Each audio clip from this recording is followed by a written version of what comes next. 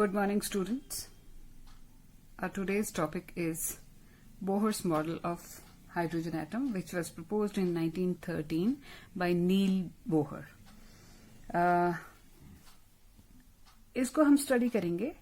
ये 6 पॉइंट्स इसके जो है मेन हैं, तो हम उनको वन बाय वन स्टडी करेंगे. First point is about nucleus के न्यूक्लियस कैसा है, कहाँ है, उसमें क्या क्या है. Stationary energy level and radii, ये वो पॉइंट है जो रदरफोर्ड को दिक्कत आई थी. रदरफोर्ड ने स्टेशनरी एनर्जी लेवल वाला कंसेप्ट नहीं दिया था. उसने कहा था कि इलेक्ट्रॉन न्यूक्लियस के इर्द गिर्द घूमता रहता है, तो फिर अल्टीमेटली वेव मैकेनिक्स वालों ने बोला था कि वो स्पाइरल मूवमेंट करेगा और अल्टीमेटली न्यूक्लियस में गिर जाएगा. उस चीज को बोहर ने यहां पे बताया है कि क्यों नहीं गिरता. Then is quantized energy. Quantized means किसी चीज का जब कोटा फिक्स कर दिया जाता है तो उसको कहते हैं quantized. And next point is quantized angular momentum. फिर नॉर्मल और ग्राउंड स्टेट क्या होती है इलेक्ट्रॉन की. और लास्ट पॉइंट है एनर्जी एब्जॉर्प्शन एंड एमिशन, कब होगी इलेक्ट्रॉन के द्वारा. सो इन सारे पॉइंट्स को अगर हम ऐसे एब्रीवेट कर दें तो NSQQNE, इस तरह से आपने 6 पॉइंट्स याद रखने ही हैं. बोहर के मॉडल में ये 6 के 6 पॉइंट्स मिनिमम चाहिए ही होते हैं. So now let us study. Nucleus के बारे में बोहर की स्टेटमेंट कोई नई नहीं थी, ये हम पहले से भी जानते हैं. Bohr also said that nucleus is small, heavy and positively charge portion at the center of atom, around which electrons revolve in circular paths, which are also called orbits. And that small portion is called nucleus. So, कहने का मतलब यही था कि हर atom के centre में, एक बिल्कुल सेंटर में जाके जो एक हैवी और पॉजिटिवली चार्ज पोर्शन है. हैवी और पॉजिटिवली चार्ज होने का मतलब ये है कि इसमें प्रोटॉन और न्यूट्रॉन दोनों न्यूक्लियस में होते हैं. और न्यूक्लियस जो है ये सेंटर में ऐसे राउंड स्फेरिकल शेप का न्यूक्लियस हो गया, बहुत छोटा सा. और न्यूक्लियस के इर्द गिर्द सर्कुलर पाथ्स में, जिन सर्कुलर पाथ्स को हम क्या कहते हैं, ऑर्बिट, घूमता रहता है नेगेटिवली चार्ज्ड इलेक्ट्रॉन. सो ये पॉइंट मोर और लेस रदरफोर्ड ने भी न्यूक्लियस के बारे में तो यही कहा था.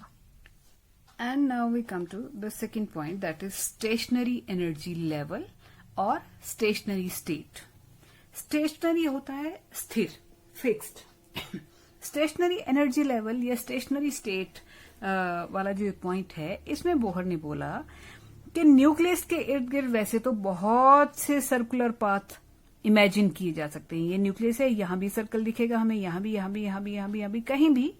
लेकिन बोहर ने बोला कि न्यूक्लियस के इर्द गिर्द वो वाले सर्कुलर पाथ्स जहां पे इलेक्ट्रॉन घूमता है, वो कोई ऑर्डिनरी पाथ्स नहीं है. जब इलेक्ट्रॉन उनमें घूमेगा तो तब तक इलेक्ट्रॉन की एनर्जी उस सर्कुलर पाथ में, वो इतना खास सर्कुलर पाथ है, ऑर्डिनरी कोई सर्कुलर पाथ नहीं है वो, जिसको हम ऑर्बिट कहते हैं. और इलेक्ट्रॉन जब तक उसमें है तो इलेक्ट्रॉन की एनर्जी उसमें स्टेशनरी है, फिक्स्ड है, चेंज नहीं होती.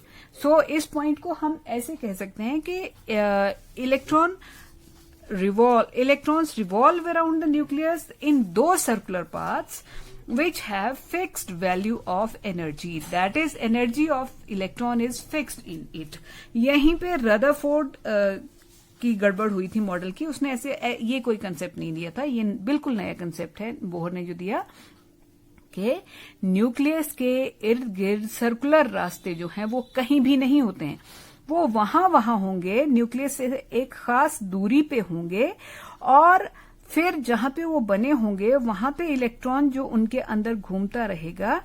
तो जब तक इलेक्ट्रॉन इस सर्कुलर रास्ते में है तो इलेक्ट्रॉन की एनर्जी की एक फिक्स्ड वैल्यू होगी. यहां पे कुछ और होगी, अगला वाला जो ऑर्बिट है उसमें कुछ और होगी, उससे अगले में कुछ और होगी. लेकिन जब तक इलेक्ट्रॉन इस सर्कुलर ऑर्बिट में घूम रहा है तब तक उसकी एनर्जी फिक्स्ड रहेगी. और एनर्जी के फिक्स्ड होने, इलेक्ट्रॉन फिक्स नहीं है, इलेक्ट्रॉन की एनर्जी फिक्स्ड है एक ऑर्बिट में. इसलिए इस ऑर्बिट का दूसरा नाम दिया गया स्टेशनरी, मींस फिक्स, स्थिर एनर्जी लेवल, ऐसा सर्कुलर रास्ता जिसमें इलेक्ट्रॉन की एनर्जी फिक्स्ड होती हो। तो और इन ये जो ऑर्बिट्स थे इनको 1 2 3 4 5 6 इस तरह के नंबर दिए गए, या फिर K L M, इससे आगे वाला होगा N O P, इस तरह के इनके नाम दिए गए। ये इसका पहला पॉइंट था कि electron revolves around the nucleus in circular paths which have fixed value of energy, that is energy of electron is fixed in it. Now अब कितनी एनर्जी होगी, क्या होगा, तो उसके लिए बोहर ने हाइड्रोजन एटम के लिए तो स्पेशली फॉर्मूला दे दिया था कि energies of these levels are given by a formula. उसने फॉर्मूला दिया जिसको बोहर्स फॉर्मूला कहते हैं, और वो क्या है formula? En is equal to -2 pi square m e raise to power 4 n square h square. अब पाई तो आपको पता है 22 डिवाइडेड बाई 7। m क्या है? मास ऑफ इलेक्ट्रॉन। e क्या है? चार्ज ऑफ इलेक्ट्रॉन, और उसकी पावर क्या होगी? 4। n, ये n क्या है? n है ये ऑर्बिट का नंबर। अगर फर्स्ट एनर्जी स्टेट है तो n की वैल्यू क्या होगी? 1। अगर सेकेंड एनर्जी स्टेट है तो n की वैल्यू 2, n की वैल्यू 3 4 इस तरह से रखी जा सकती है। ये n और ये n सेम है, तो यहां पे क्या लिखना जरूरी है? n is 1 2 3 4। अगर k ऑर्बिट होगा तो n की वैल्यू 1 होगी, l के लिए n की वैल्यू 2 होगी। जो हमने बोला कि पहला सर्कल होगा तो उसको 1, सेकेंड सर्कल है तो उसकी वैल्यू हम पुट करेंगे। h is Planck's constant. तो इन सब की अगर वैल्यूज ये 2 pi square m e 4 n square की वैल्यू रहने दें, h स्क्वायर वगैरह की वैल्यू रख दें, तो हमारे पास एक कैलकुलेट करके आता है En is equal to -2.18 into 10⁻⁻18 upon n square joule per atom. इस बात को समझो, इसका मतलब सिंपली ये है कि जैसे इलेक्ट्रॉन, ये न्यूक्लियस है आपका, और इलेक्ट्रॉन फर्स्ट ऑर्बिट में है। फर्स्ट ऑर्बिट में होने का, फर्स्ट ऑर्बिट पे तो चलो बाद में चलते हैं। जब हमने ये सारी वैल्यूज रखनी, ये सारी n स्क्वायर को छोड़ के, तो ये सारा मल्टीप्लाई डिवाइड करके हाइड्रोजन के लिए वैल्यू आई 2.18 इंटू इतनी जूल पर एटम। हाइड्रोजन के एक एटम के लिए जब कैलकुलेट की गई तो ये आई। लेकिन अगर हमने एक मोल एटम के इलेक्ट्रॉन्स देखने हो तो एक मोल मीन्स एक मोल में होते हैं 6.023 इंटू 10⁻23। तो जब इसको हम 6.023 इंटू 10⁻23 से मल्टीप्लाई करेंगे तो ये सारा मल्टीप्लाई करके आ जाएगा 1312। n स्क्वायर तो n स्क्वायर ही रहेगा, किलो जूल पर मोल। तो ये दोनों वैल्यूज हमें पता होनी चाहिए। n स्क्वायर जो है, n स्क्वायर हमने ऐसे क्यों रख दिया? फर्स्ट ऑर्बिट होगा, फर्स्ट सर्कुलर पाथ होगा तो n की वैल्यू हम 1 पुट कर देंगे, तो इसको 1 स्क्वायर से डिवाइड करेंगे। जब सेकंड ऑर्बिट होगा तो n की वैल्यू हम 2 यानी कि 2 का स्क्वायर हो जाएगा, तो इसको 4 से डिवाइड करेंगे। And if we do that, तो ये जो फर्स्ट सर्कल है, फर्स्ट ऑर्बिट है, फर्स्ट स्टेशनरी एनर्जी लेवल है, इसमें हाइड्रोजन एटम के इलेक्ट्रॉन की एनर्जी की वैल्यू आती है -1312 किलो जूल पर मोल। सेकंड में इसको 4 से डिवाइड कर देंगे, n स्क्वायर मतलब 2 स्क्वायर मीन्स 4 से डिवाइड कर देंगे, तो ये वैल्यू ये रह जाएगी। थर्ड एनर्जी लेवल में जाएंगे तो इसको हम 3 स्क्वायर यानी कि 9 से डिवाइड करेंगे और ये एनर्जी इतनी रह जाएगी, फिर इतना। अब इसमें नोटिस करने वाली बात क्या है कि सबसे कम एनर्जी जो है वो फर्स्ट एनर्जी लेवल की है, -1312 माइनस में है, इसलिए सबसे कम ये है, और उससे ज्यादा सेकेंड एनर्जी लेवल की, उससे ज्यादा थर्ड वाले की, उससे ज्यादा फोर्थ वाले की, इसी तरह फिफ्थ, सिक्स्थ। और एक चीज नोटिस करें कि ये माइनस का साइन जो है ये बहुत ज्यादा नेगेटिव है, 1000 में नेगेटिव है, ये 300 में नेगेटिव है, ये 1, और इस तरह से 80 तक पहुंच गया। आगे जाते जाते जाते जाते ये उसके बाद 52 आ जाएगा। At some point of time ये जो है नेगेटिव से कहां हो जाएगा? 0 हो जाएगा। किसी न किसी न्यूक्लियस से एक खास दूरी पे ये कम नेगेटिव होता जाएगा और क्या आ जाएगा, जीरो आ जाएगा। तो जब जीरो एनर्जी होती है इलेक्ट्रॉन की, वो होता है at infinite distance from the nucleus.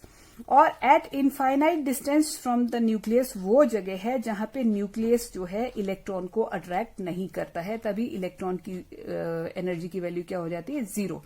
और अगर आप उस बाउंड्री से अंदर की तरफ हैं जहां पे न्यूक्लियस की अट्रैक्टिव फोर्स आप पे चल रही है, तो आपकी एनर्जी नेगेटिव होगी। और जैसे ही इस बाउंड्री से आगे निकल जाएंगे आप, then nucleus will not have any attractive force और एनी होल्ड और एनी इन्फ्लुएंस। न्यूक्लियस का आपके ऊपर कोई प्रभाव नहीं रहेगा जब आप इस बाउंड्री से आगे लांग जाएंगे। यानी कि जब तक इलेक्ट्रॉन की एनर्जी नेगेटिव है, तब तक न्यूक्लियस का उसके ऊपर अट्रैक्टिव फोर्स वर्क कर रही है। ये नेगेटिव साइन जो इसमें है, इसका मतलब है कि जब तक इलेक्ट्रॉन की एनर्जी का साइन नेगेटिव है, तब तक न्यूक्लियस अपना अट्रैक्टिव फोर्स उसके ऊपर रखे हुए है। न्यूक्लियस और इलेक्ट्रॉन के बीच अट्रैक्टिव फोर्स है। ये साइन नेगेटिव क्यों है, इस चीज का जवाब था। सेकेंड पॉइंट जो है, स्टेशनरी एनर्जी लेवल जो है, इसका बी पॉइंट हमने कर लिया था। सी पॉइंट इसका ये है कि ये जो स्टेशनरी एनर्जी लेवल्स हैं, इनका रेडियस का फॉर्मूला भी बोहर ने दे दिया था, और रेडियस का फॉर्मूला था Rn is equal to A0n square. जो ये स्टेशनरी एनर्जी लेवल के इस पहले स्टेशनरी एनर्जी लेवल का क्या रेडियस होगा, सेकंड का क्या रेडियस होगा, थर्ड का क्या रेडियस होगा, तो उसने बोला फर्स्ट वाले का रेडियस होगा A0 इंटू 1 स्क्वायर। अब A0 क्या है, A0 होता है, इसको बोहर्स रेडियस भी कहते हैं। A0 की वैल्यू जो है हाइड्रोजन के लिए 0.529 एंगस्ट्रॉम निकाली थी। तो पहला ऑर्बिट, पहला स्टेशनरी एनर्जी लेवल न्यूक्लियस से कितनी दूरी पे होगा, R1 is equal to 0.529 into 1 square, that is 1, इतने एंगस्ट्रॉम पे। हाइड्रोजन के केस में यहां पे न्यूक्लियस से 0.529 एंगस्ट्रॉम की दूरी पे फर्स्ट ऑर्बिट होगा, और सेकंड ऑर्बिट कहां पे होगा, 0.5 R2। तो सेकंड हो जाएगा 0.529 इंटू, सेकंड मीन्स 2 का स्क्वायर, यानी कि इसको 4 से मल्टीप्लाई करेंगे तो जो वैल्यू आएगी वो आपके सेकंड स्टेशनरी एनर्जी लेवल का रेडियस होगा। इस तरह से थर्ड फोर्थ भी फाइंड आउट कर सकते हैं। और बोहर ने हाइड्रोजन के लिए तो En दे ही दिया था, हाइड्रोजन के लिए की ही जैसे बाकी एटम्स के लिए एनर्जी का एक और फॉर्मूला दिया था, -2π² Me4, तो सेम है, multiplied by Z square upon N square H square. बाकी फॉर्मूला सेम है, ये Z नई चीज आई। तो ये फॉर्मूला जो था ये हाइड्रोजन के जैसे। अब हाइड्रोजन में तो एक प्रोटॉन और एक इलेक्ट्रॉन है। हाइड्रोजन के जैसे बाकी एटम्स या आयंस कौन हुए, जैसे हीलियम 1 पॉजिटिव। हीलियम में 2 प्रोटॉन को छोड़ दीजिए, लेकिन हीलियम में 2 इलेक्ट्रॉन्स होते हैं, 2 में से एक इलेक्ट्रॉन चला गया तो उसमें भी एक इलेक्ट्रॉन रह गया, और प्रोटॉन तो न्यूक्लियस के अंदर 2 रह गए। लेकिन क्योंकि हीलियम का जो था वो Z की वैल्यू उसमें 2 आएगी, तो उसी तरह से लिथियम, मतलब ये Z की वैल्यू यहां पे हम 2 रख देंगे, because 2 is atomic number of helium. तो यहां पे एटॉमिक नंबर की बात करनी है। हीलियम 1 पॉजिटिव में एक इलेक्ट्रॉन होता है, हाइड्रोजन में भी एक इलेक्ट्रॉन हुआ, तो ये हाइड्रोजन से इस मामले में हाइड्रोजन जैसा केस हो गया। लिथियम 2 पॉजिटिव, लिथियम में 3 इलेक्ट्रॉन होते हैं, उसमें 2 चले गए तो एक इलेक्ट्रॉन रह गया। वैसे लिथियम का एटॉमिक नंबर 3 होता है। अगर यहां पे Z की जगह हम 3 पुट कर दें और बाकी सारी ये वैल्यूज पुट करें, तो लिथियम 2 पॉजिटिव के लिए भी हम ऑर्बिट्स की एनर्जी, स्टेशनरी एनर्जी लेवल्स की एनर्जी कैलकुलेट कर सकते हैं। तो ये था second point.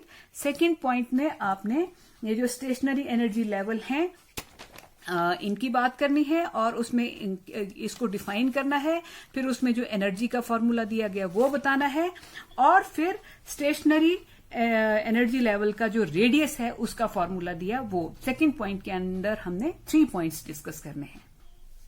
Next point is quantized energy. अब जैसे कि हमने देखा कि इलेक्ट्रॉन्स जो हैं वो स्टेशनरी एनर्जी लेवल्स में रिवॉल्व कर रहे हैं, और स्टेशनरी एनर्जी लेवल में रिवॉल्व कर रहे हैं तो इलेक्ट्रॉन की एनर्जी उस स्टेशनरी एनर्जी लेवल में फिक्स्ड ही रहेगी, जितनी उस एनर्जी लेवल में परमिटेड है उतनी ही रहेगी, जिसका हम फॉर्मूला कर भी चुके हैं। यानी कि as long as electron is revolving in the stationary energy level, till then its energy is fixed और क्विंटाइज्ड, के पहले एनर्जी लेवल में घूम रहा होगा तो उसकी energy 1312 kilo joule per mole negative होगी, दूसरे में होगा तो इतनी -328 किलो जूल पर मोल होगी, तीसरे में इतनी होगी, चौथे में इतनी। यानी कि जैसे हमारे राशन कार्ड में हमारा कोटा फिक्स्ड होता है कि एक आदमी को इतने ग्राम चीनी मिलनी है, 2 होंगे तो उनको इतनी चीनी मिलनी है, that is fixing of the quota. उसी तरह से इलेक्ट्रॉन की एनर्जी का कोटा फिक्स्ड है हर ऑर्बिट में, हर स्टेशनरी एनर्जी लेवल में। जैसे जैसे स्टेशनरी एनर्जी लेवल डिफरेंट होंगे, इलेक्ट्रॉन की एनर्जी का कोटा भी डिफरेंट होगा। इसको, इस पोस्टुलेट को कहते हैं quantized energy of electron postulate, या quantization of energy of electron. तो क्विंटाइजेशन का मतलब quota of energy of electron is fixed in every stationary energy level, ये भी आप समझ सकते हैं। Next is quantization of angular momentum. This is 4th point. Quantization of angular momentum को आप ऐसे डिफाइन कर सकते हैं कि ओनली दो स्टेशनरी एनर्जी लेवल्स और orbits are permitted which have angular momentum of electron होना था a whole number multiple of h/2π। कहने का मतलब है कि हमने देखा कि न्यूक्लियस के इर्द गिर्द क्या है, गोल गोल ऑर्बिट्स हैं। तो बोहर ने बताया कि न्यूक्लियस के इर्द गिर्द जो ऑर्बिट्स हैं तो उनका रेडियस जो है वो इतना खास तरह का है, जैसे ये R1 है, ये R2 है, कि जब इसमें इलेक्ट्रॉन घूमेगा, इलेक्ट्रॉन जब गोल रास्ते में घूमता है तो मास ऑफ इलेक्ट्रॉन, उसकी angular velocity multiplied by radius, इन तीनों का मल्टीपल जो है वो h/2π। h है प्लैंक्स कांस्टेंट, 2π आप जानते हैं, 2 पता है और पाई भी आपको मालूम है। इसका होल नंबर मल्टीपल होगा। इसको अगर n से मल्टीप्लाई कर दें, where n is a whole number, मतलब ये है कि पहला ऑर्बिट, पहला स्टेशनरी एनर्जी लेवल वहां पे बना होगा जहां पे mass into velocity into radius of that stationary energy level, जिसको आप R1 कह लें पहले वाले को। तो पहला जो है इतनी दूरी पे ऐसा सर्कुलर ऑर्बिट बनेगा कि वहां पे एंगुलर मोमेंटम की वैल्यू आएगी 1 × h/2π, जहां पे mvr R1 की वैल्यू यहां से पता लग जाती है हमको कि R1 पहला ऑर्बिट उतनी दूरी पे बनेगा कि वहां पे mvr की वैल्यू कितनी होनी चाहिए, 1 × h/2π। तो दूसरा ऑर्बिट, दूसरा स्टेशनरी एनर्जी लेवल कहां बनेगा, mvr2, न्यूक्लियस से इतनी दूरी पे बनेगा कि उसका रेडियस जो है R2 कुछ इस तरह का है कि जब m mass of electron, v उसकी एंगुलर वेलोसिटी और r हो गया रेडियस, जब इनको मल्टीप्लाई करेंगे तो ये आ जाएगा 2 × h/2π।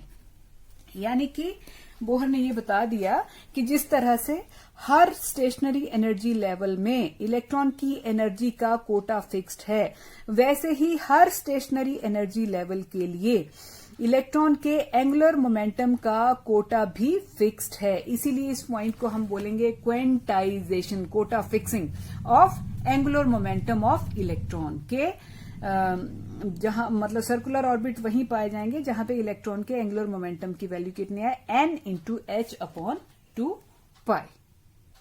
तो नॉर्मल स्टेट किसको कहते हैं, नॉर्मल या ग्राउंड स्टेट अगला पॉइंट था।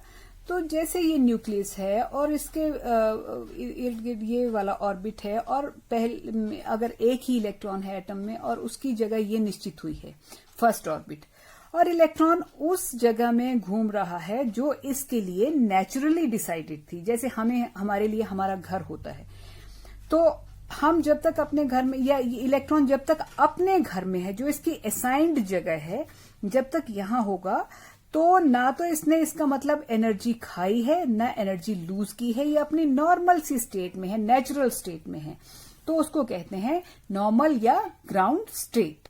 तो ग्राउंड स्टेट को या नॉर्मल स्टेट को हम कैसे डिफाइन करेंगे? The electron in its lowest energy state और ऑर्बिट, कैसे हो सकता है लोएस्ट में? विदाउट लूजिंग और गेनिंग एनर्जी। इलेक्ट्रॉन ने ना तो कोई एनर्जी खाई है ना लूज की है, ये जैसे है नेचर ने इसको जैसे जहां रखा है वही है, ना तो एनर्जी खाई है, एनर्जी खाएगा तो भी यहां नहीं रह पाएगा, लूज करेगा तो भी यहां नहीं होगा, वो ये नेचुरल स्टेट में नहीं होगा। और नेचुरल स्टेट या नॉर्मल स्टेट या ग्राउंड स्टेट जो होती है वो इलेक्ट्रॉन की सबसे स्टेबल स्टेट होती है। जैसे हम अपने घर में सबसे ज्यादा कंफर्टेबल होते हैं, वैसे ही ग्राउंड स्टेट जो है वो इलेक्ट्रॉन का घर है अपना। तो electron in its lowest energy state और ऑर्बिट विदाउट लूजिंग और gaining energy is called to be in its ground state. The last point in this discussion is the energy absorption or emission. के atom कई बार energy absorb या emit करता है, तो वो किन स्थितियों में करेगा?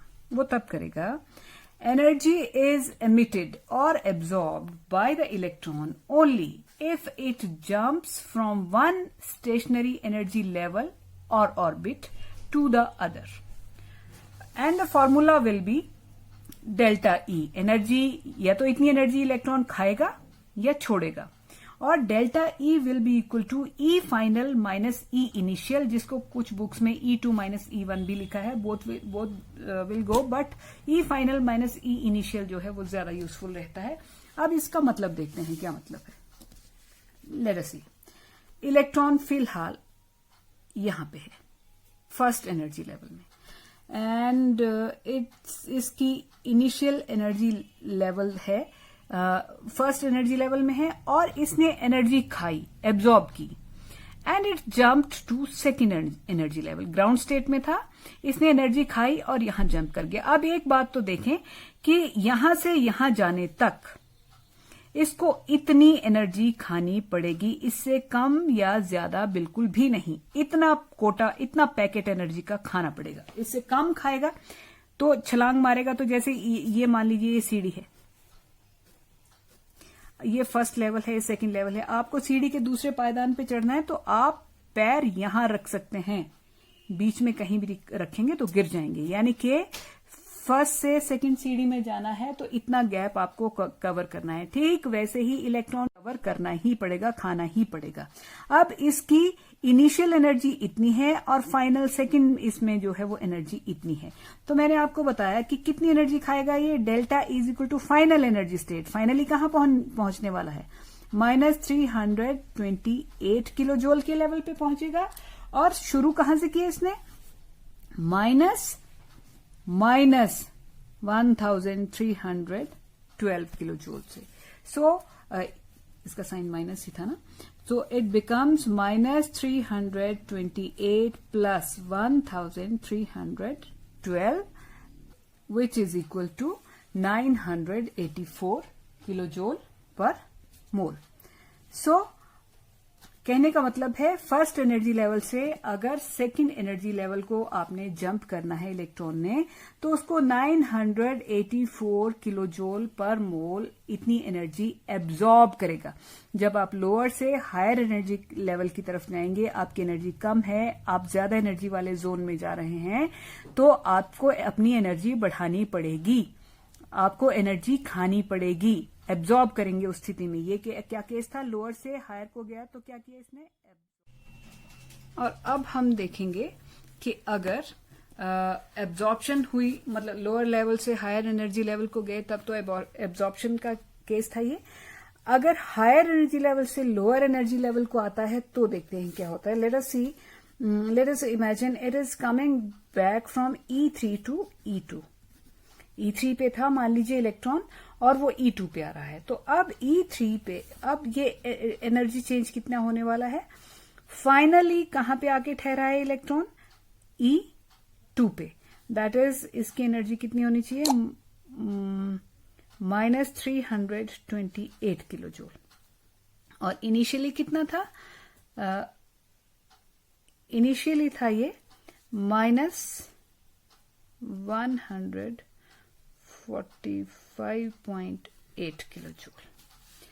सो इसको अगर कर देंगे तो -328 plus 145.8 kilo joule, this comes out to be -2281 kilo joule per mole. कहने का मतलब ये है,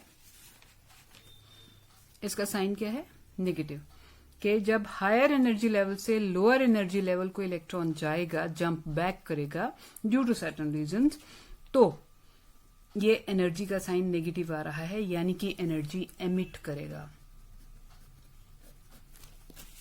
सो लास्ट पॉइंट पे आपको बेसिकली क्या चीज पता होनी चाहिए, इलेक्ट्रॉन